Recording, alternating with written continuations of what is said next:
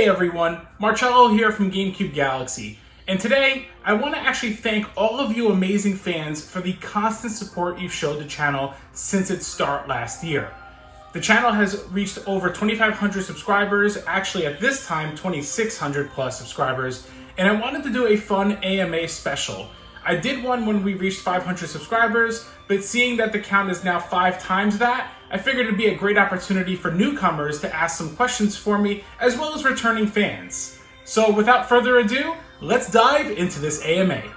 So the first question comes from Russ Loves Games and More, and he asks, which GameCube console color do you like the best? And which model do you play the most? So my favorite GameCube console color is the Platinum color, although I do use the Jet Black one all the time. The Jet Black is the one that I got on Christmas of 2001, and honestly, I have such an affection for that console because of that. I still think the Platinum stands out the most and it pops the most, but the Jet Black is the one I use the most. Also, the Jet Black one is the one I modded with a GC loader in there, so I just find it a great way to preserve my game discs and just run everything off of an SD card. So that's a great question. The next question comes from my good buddy Jay over at Square Pegs, and he asks, what are your favorite channels to watch that aren't gaming related? Honestly, the one channel that really comes to mind that's not fully gaming related is Jeremy Johns. He's a fantastic movie reviewer. He's reviewed a few games as well in the past, but his energy, his charisma, it's just very engaging, to the point, and humorous all at the same time. So if you haven't seen him, check his channel out. Fantastic movie reviewer for sure. But other than that, the majority of channels I do watch are actually gaming related. Whether I'm catching up with all the awesome content creators that I've been trying to keep up with, as well as some of the bigger channels that influenced my channel, like GameSack and things of that nature. Sorry that it's only one channel that's not gaming related I named, but the fact is that, yeah, I think I just really do watch more gaming related stuff than anything else. So, great question. The next question comes from Toonie Twirls, and she asks, what's your favorite Zelda game for the GameCube? While the GameCube had a variety of Zelda games, I will state that Wind Waker is my favorite on the console. Now, I did play Twilight Princess on the Wii, and I know a lot of people seem to prefer the GameCube version due to the more traditional controls. Honestly, I think that the main problem I have with Twilight Princess was that it had so many pacing issues and it just dragged at a lot of points. Wind Waker felt like a much more cohesive story campaign that just flowed nicely, and despite some aggravation with some fetch quests out in the sea towards the end of the game, honestly, it was a game I could not shut off from start to finish when I got it. Wind Waker was a controversial release due to its cel-shaded graphics, but Wind Waker does also age like fine wine. Its cel-shaded art really worked in its favor, and is somewhat comparable to how like retro games with its pixel art rack up nowadays. And you look at the cel-shaded art style of Wind Waker and realize that it was just a brilliant artistic direction that really kind of future-proofed that title for years to come.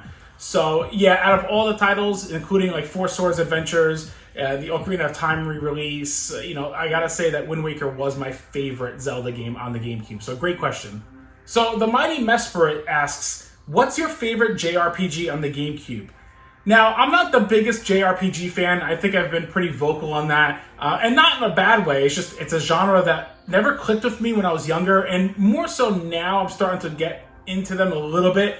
Out of all the games I've played so far on the GameCube, Paper Mario and the Thousand Year Door is the one that's definitely going to take that top spot for me, because I've realized that the game is not so much a JRPG that requires this like intense grinding to get through the game, but rather just paced perfectly where you can just kind of go along and enjoy the story for what it is, enjoy the game for what it is, and not have to do this frivolous grinding that a lot of JRPGs suffer from, at least in my perspective.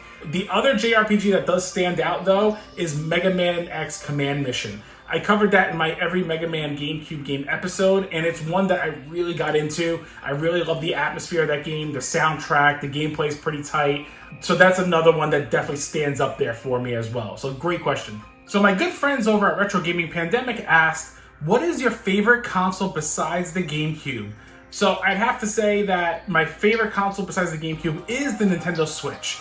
I absolutely love the library of games that are available on that console, and it really is just a perfect hybrid to have. Honestly, out of all the consoles currently out, the Switch is still my most played for sure, and it will be for a very long time to come.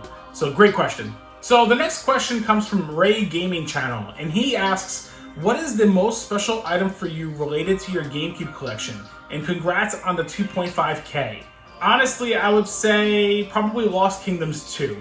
And the reason is because that's a game that I've wanted for years. And I dropped the ball on trying to get that game when it was like maybe $40 like 5 years ago. And I thought, I'll get it later. And then prices skyrocketed for GameCube games. That one in particular, because it's from software. Everybody and their mother also knows what the Soul series is at this point. And rightfully so. But I would say that Lost Kingdoms 2 takes that spot because I was able to get it about a month ago for a fraction of the price of what people are selling it for. I ended up getting it for less than what I mentioned before, for less than the $40 that I could have got it for back in the day. So I was pretty happy about that. A game that went up in price, I got it for cheap. I call that a special spot in my library for sure. So great question. So the next question comes from WWE Master Chief, and he asks, which racing game did you enjoy the most on the GameCube? Mario Kart, F-Zero, or Wave Race don't count. That's fair. Honestly, I would say my favorite racing game is kind of a toss-up between Burnout 2 and Need for Speed Underground 1. But if I look back, I would say that I think I spent the most amount of time playing Need for Speed Underground 1. I've put countless hours into that game. I could still pop that game in nowadays and thoroughly enjoy it. It's still by far my favorite Need for Speed game ever made. The amount of customization, the visual style, everything about that game, the soundtrack, the gameplay itself, the control, everything was just amazing about that game. And if you've never played that at this point in the game, just do it. Just go play that game. It's phenomenal. But yeah, that would be my favorite racer. That's not the ones you mentioned. Although, to be fair, Mario Kart Double Dash would never reach anywhere near my top 10 racing games on the GameCube. I know, shots fired. Got it. If you saw my top 10 most disappointing games video, you get it. All right, moving on. So Viddy's Gaming Videos asks, what are your favorite books? And if you could have only 5 GameCube games on the Switch's online service, what would they be? So my favorite books, the first book that comes to mind for me is The Hatchet. This was a book I read back in grade school, and honestly, it was a book that I was so engrossed in. And I'm not the biggest book reader per se, but there was something about this book that just clicked with me, and I was able to just get engrossed in what was happening. The book was about this boy who crashed on a plane and was lost in the woods, and he had to do whatever it took to survive. And it was basically just himself with this hatchet that he had made, and basically trying to do whatever he could to go overcome the odds of lasting in the woods and trying to find his way out. And it was just a great book. I will always remember that one for sure. The other book for me that comes to mind is Star Wars Shadows of the Empire. Star Wars Shadows of the Empire is actually my favorite Star Wars game of all time, to be honest. And the book itself is also a part of that, because I did read the book alongside the game, and I was just really engrossed in the lore and the storyline. And Dash Rendar will always be my favorite Star Wars character. I said it. As far as only 5 GameCube games I wish would come to the Switch's online service, the games that come to mind for me are F-Zero GX, 1080 Avalanche, Time Splitters 2, Eternal Darkness, and Super Smash Bros. Melee. So Tony asks, what do you think about R-Racing? Is it just another simulator or something else? How do you like it? And how many Xbox games are in your collection? So R-Racing is a game that I tried out a little bit. I mean, I only put an hour of time into that game a while ago. And I love the Ridge Racer series, but this game just didn't do it for me since it's much more simulation-based, at least in terms of its physics.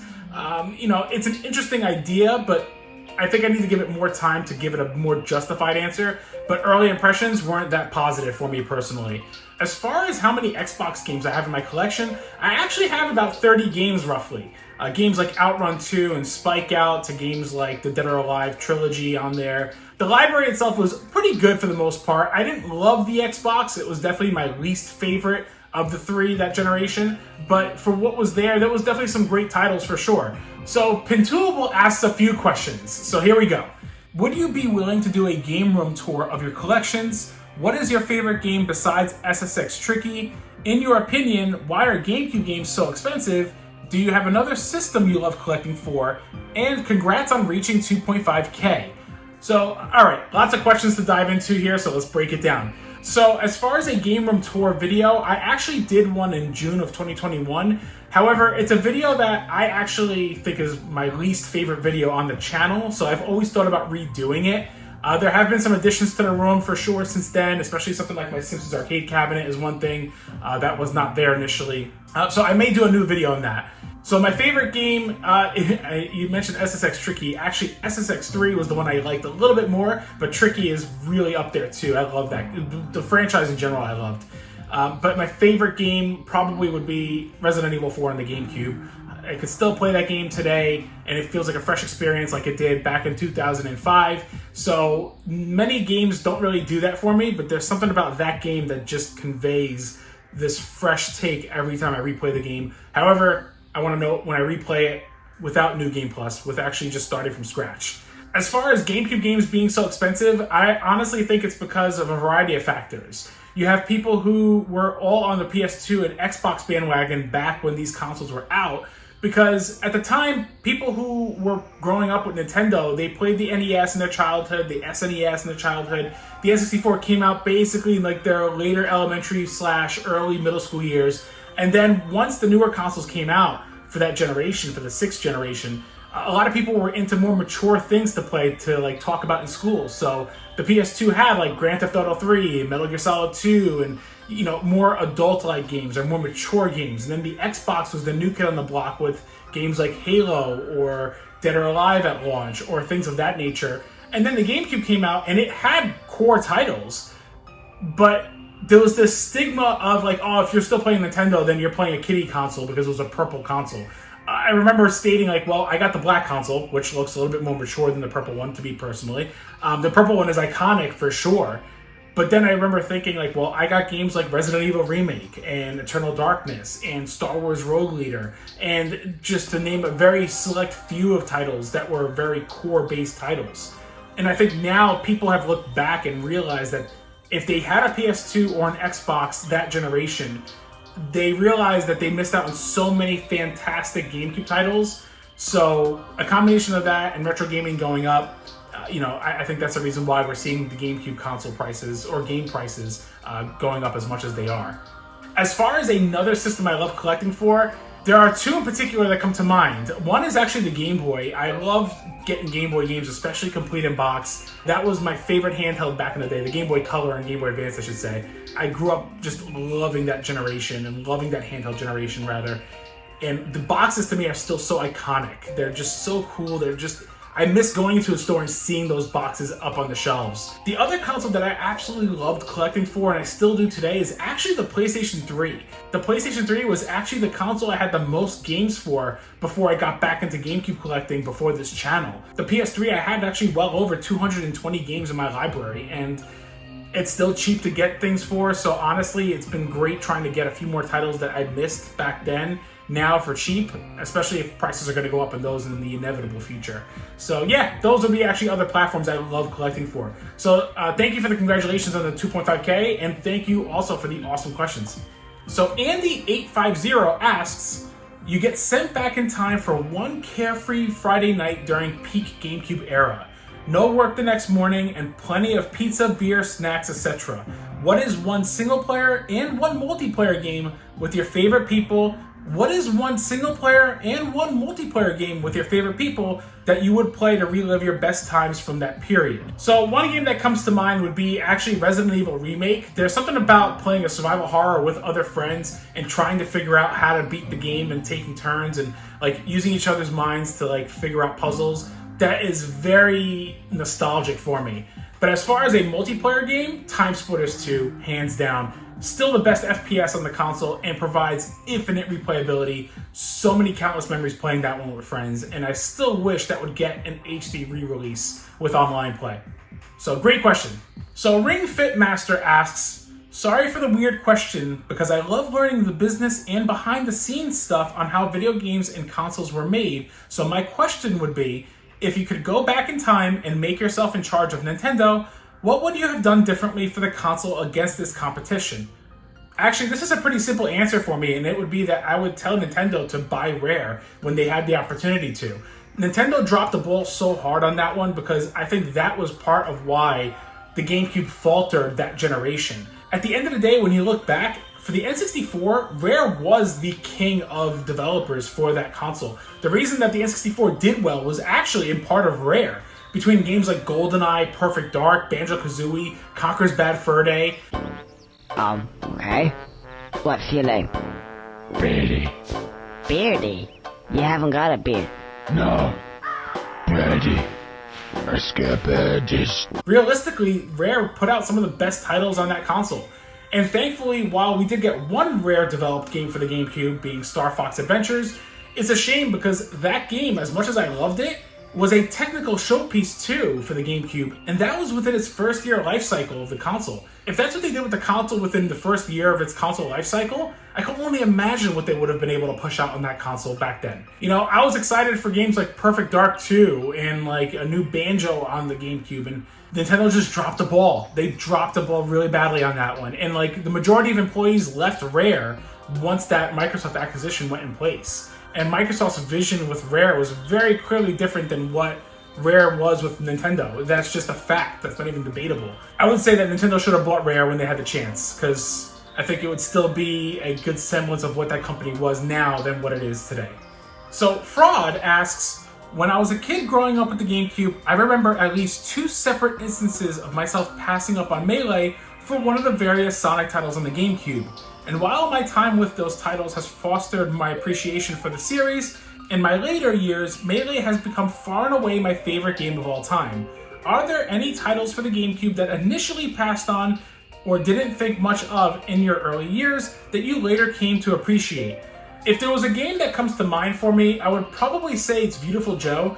Beautiful Joe is a game that got praised like crazy back in the day. And hearing that it was from the same creator of Devil May Cry, and I was coming off of this amazing Devil May Cry kick, I love the first Devil May Cry, I was expecting something of that caliber. But it was very clearly a different type of game, and I went into it with a different mentality. So I never fully enjoyed it my first playthrough, and I was usually frustrated playing it, or I just didn't understand it much, or I didn't understand the combat all that well, or at least how to really fully utilize the combat. So when I beat it, I'm like, yeah, it was okay, but whatever. It wasn't until a year later I went back to it and gave it another try, and that's when it all clicked for me, and then I realized that here was this game that really was sublime, and I ended up loving. So I'm glad that I went back to it and gave it another chance, because that's one that really stood out for me, as I wasn't crazy about it at first, but I ended up loving it over time. So great question. So Brian Wise asks, are there any games in your collection that you have started but never completed? What are the hardest games to finish in your opinion? So the one game in my collection that I started but never finished, and I'm ashamed to say I did, is Paper Mario and the Thousand Year Door. Everybody has told me I have to play this game. I started it, and I could see why a lot of people love the game. I just haven't had a chance to sit down and fully complete it. So this year I made myself a pact. I have to complete this game by the end of the year, and I also plan on covering it on the channel in some capacity.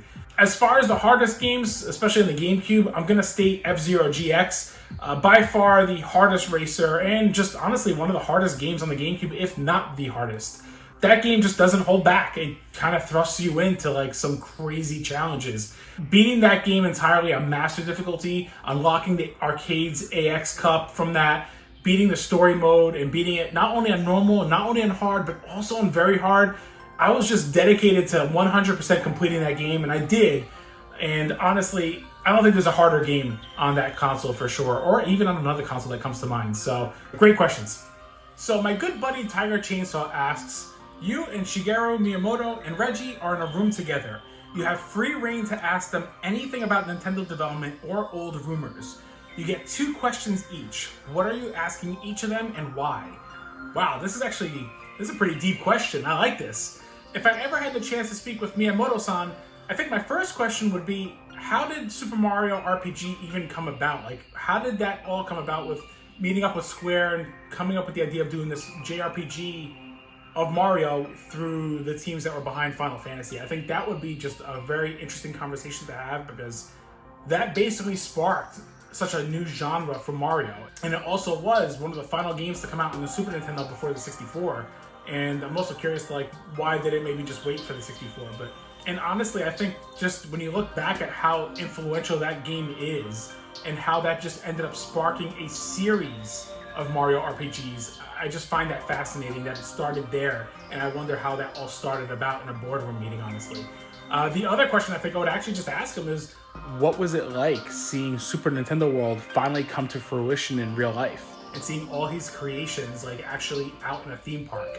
Because me personally, I can't wait until they open it up in Orlando, Florida. So, I can only imagine what he feels as the creator and seeing this all come to fruition. As far as Reggie, I would ask him what it was like coming off of the GameCube and going into the Nintendo Revolution before it became the Wii. What was it all like behind doors in terms of what it was like developing for the console? What were they thinking and brainstorming and trying to figure out, how to vastly improve upon the GameCube sales numbers and what they needed to do to win back Nintendo fans that they had lost during that generation.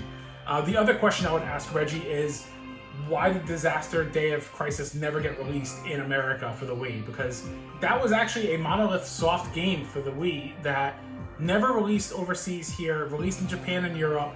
I played it actually way back in the day on my modded Wii, and I actually really enjoyed it. It's a unique experience. It took full advantage of the Wii's hardware. Not the greatest game by any means, it's very over the top, but at the same time, it was something different, and I really liked it. It had a freaking awesome soundtrack too. So yeah, I would say, Reggie, what were you thinking by not getting that localized here in the US? I would have bought that easily. But hey, Nintendo, if you're listening, get that game out on the Switch as an HD re-release. I promise you it'll sell, especially with the popularity of the Xenoblade Chronicles series. So New York Gamer Channel asks, if there was only one game you could choose to show off both the power, innovation, and diversity of the GameCube software, what title would you choose? Honestly, I think I would actually go with Resident Evil Remake. Resident Evil Remake came out within 5 months of the GameCube's launch here in North America, and it was the most powerful game, honestly, the 6th gen at that time.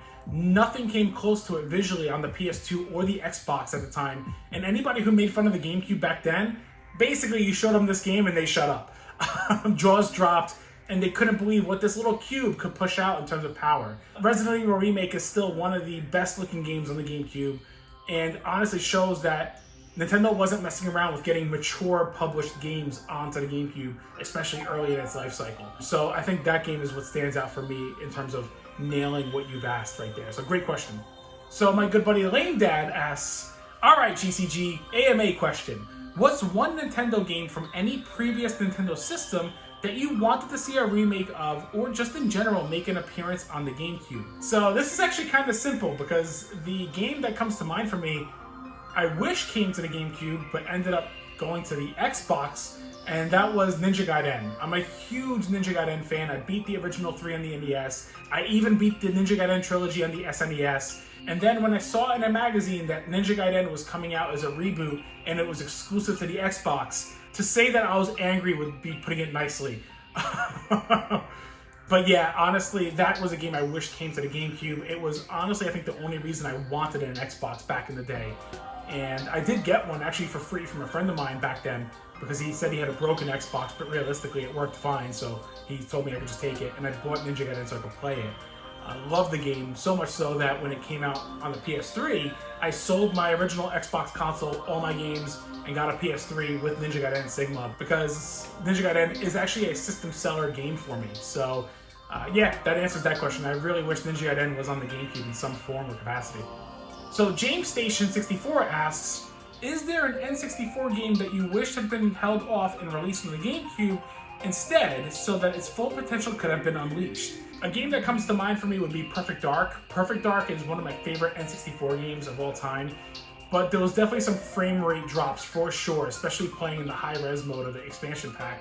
Honestly, the game itself is fantastic. I think if they just spent an extra year holding on to the completed game and just basically taking advantage of upgrading it for the GameCube with textures and performance, it would have been a just mind-blowing game for the GameCube, especially early at launch. But otherwise, I'm so content with what came out in the 64 because it really pushed what the 64 could do back then. So yeah, that would be the game that comes to mind for me. So Ryan asks, were there any GameCube games you didn't like at first but ended up loving eventually, and vice versa? I think this goes in line with the question I answered earlier, which is Beautiful Joe was a game that I didn't love at first, but I ended up loving over time. As far as a game I may have loved back then, but not so much now, I would actually say Burnout 1. And it's not to say that Burnout 1 is a bad game, but it's a game that I think that's aged not as well for the franchise. especially after Burnout 3 came out and Burnout Revenge came out, and it really refined the formula. It made it really hard to go back to Burnout 1. So that's the one I would say was a game I thought was great and not so great anymore nowadays. So my good buddy RetroWolf88 asks, if you had to eat a GameCube game, which GameCube would you eat and why? Also, what would you eat on the side with your GameCube game? Any condiments on it? I don't even know what to say here. I guess, I don't know, I would eat Super Mario Sunshine because there's a lot of fruit in that game and I'm hoping that the disc would have a fruit flavor to it. I don't know. As far as condiments, okay, sure, I'll take that disc with a side of a Wave Bird and a Game Boy player. I make it into a sandwich somehow. I don't know. This is the weirdest question I've been asked. Yeah, I don't know if that answers your question, Retro Wolf, but yeah, I'm gonna go with that. I think that's my answer, I think. So Down the Warp Pipe asks, what is your second and third favorite Nintendo consoles? So this is actually a pretty good question because the GameCube and Switch are kind of tied as like my favorite Nintendo console of all time. So I'm gonna kind of put those two in the top spot for the top two. As far as a third one, for me right now, what's coming to mind is actually the Nintendo 64. I have countless memories playing the N64, and while many state that it has not aged very well, and I can agree to some aspect with that, the library of games it had, while it wasn't anywhere near the PS1, it had quality over quantity. And games that were influential like Super Mario 64 and GoldenEye and Perfect Dark and Banjo-Kazooie and Diddy Kong Racing. And honestly, you look at the library there and those are games that I have countless memories playing over and over again. So I would actually say the N64. Perfect Dark.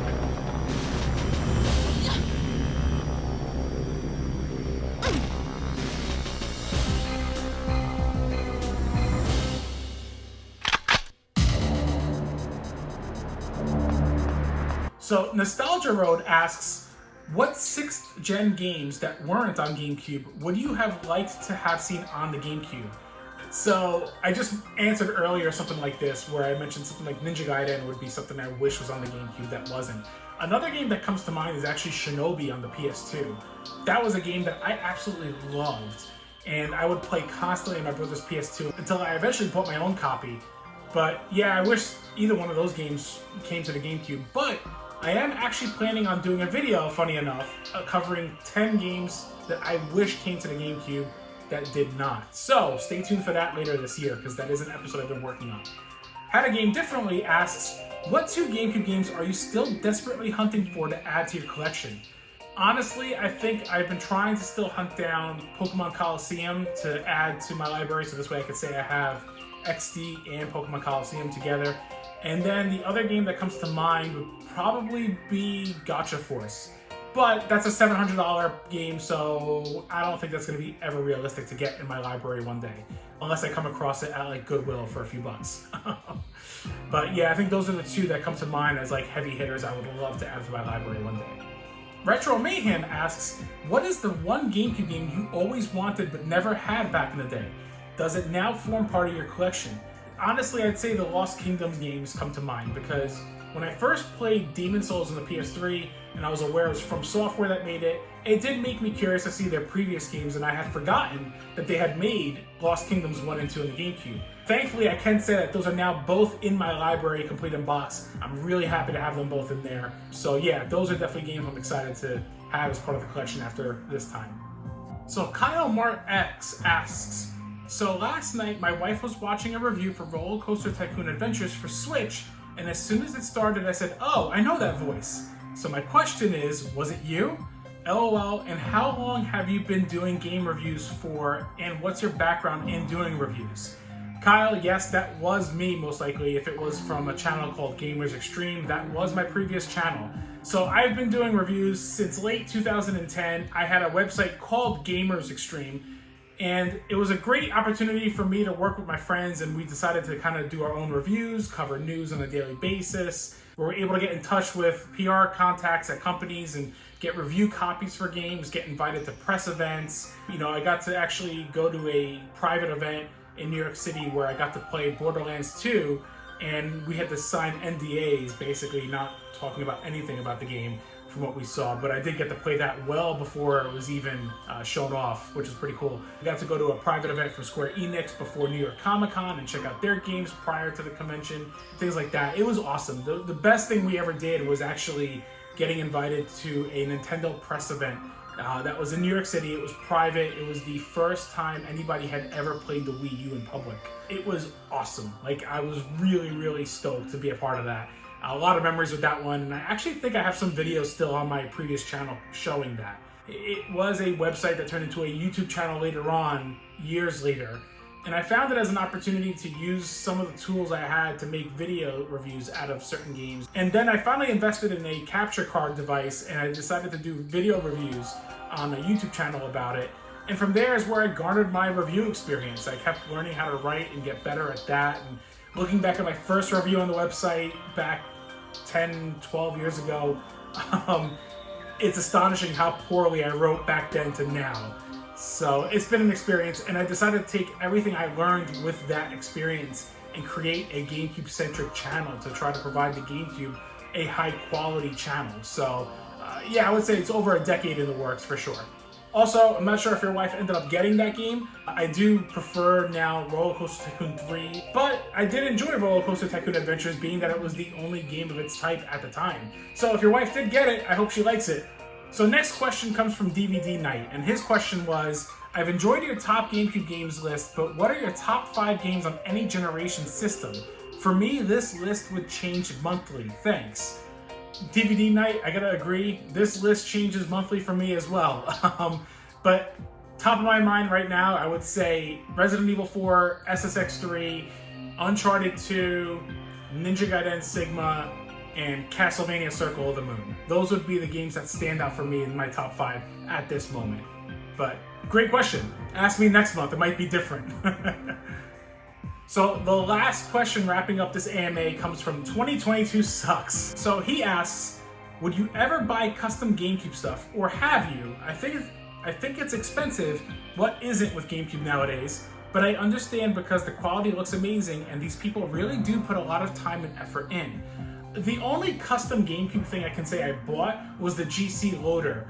This ended up being one of the best purchases I ever made for the GameCube, as it replaces my disk drive with an SD card ODE reader. Honestly, this is the best custom thing I ever bought for the GameCube. I know people buy custom controllers, custom designed consoles. As far as anything custom-wise, that's the only thing I've purchased that I would say was worth my money for sure. It's a great question because there is a market for custom content for these consoles for sure, and you know, I look at even third-party companies now that are jumping back into the retro scene, where you have something like Retro Fighters making these new controllers for retro consoles, and they're actually making 2 GameCube controllers called the Blade GC and Battler GC controllers that I can't wait to get my hands on and review on the channel. But when you see these other like smaller groups of people or individual engineers putting things together, it's pretty awesome. So the custom scene is big, but I would say the only custom thing I purchased was the GC loader. So I hope that answers your question. So, and there you have it, folks. Those are all the questions I think that I was asked for the AMA. So thank you all again for asking those awesome questions. I really appreciate it. And as always, I always appreciate the support you guys give for the channel. It's because of you the channel is where it's at, and I can't thank you all enough for it. So I hope you guys enjoyed the AMA, and stay tuned for the next episode, which will be actually my top 10 Game Boy Color games of all time. So I'm excited to share those with you guys. So stay tuned for that, and I will catch you all in that video.